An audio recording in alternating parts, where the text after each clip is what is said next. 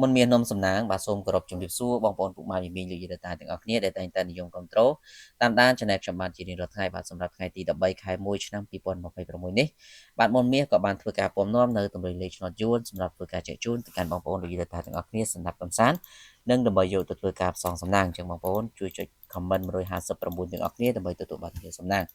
ហើយយើងចូលទៅកាន់តម្រុយម៉ោង10កន្លះតែម្ដងសម្រាប់ឆ្នោតយួនថ្មីបាទបងប្អូនបាទសម្រាប់ម៉ោង10កន្លះថ្ងៃនេះអ្នកទាំងអស់គ្នាសូមលេងខ្ទង់6និងលេងខ្ទង់7បាទហើយសម្រាប់លេខបុកប៉ុសបាទពុកម៉ែមីមីសូមបុក63 64ត្រី ABCD រីឯខ្ទង់7យើងយក7គាត់71បាទ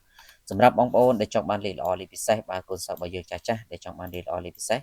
គឺយើងមានលេខល្អម៉ោង1កន្លះឆ្នោតយួនថ្មីហើយម៉ោង4កន្លះយើងមានឆ្នោតយួនចាស់ហ្នឹងគឺសុទ្ធតែជាម៉ោង VIP របស់យើងហើយកូនសិស្សរបស់យើងគឺយើងជួបចំរាល់ថ្ងៃតែម្ដងបាទបញ្ជាក់គឺលេខហ្នឹងគឺលេខទុយ2គ្រាប់ឲ្យលេង4ប៉ុស្តិ៍សេវា50000បាទឆ្នោតចិញ្ចឹមទើបយកសេវាតាមក្រោយហើយបងប្អូនថ្មីៗដែលមិនទាន់បានលេងជាមួយខ្ញុំបាន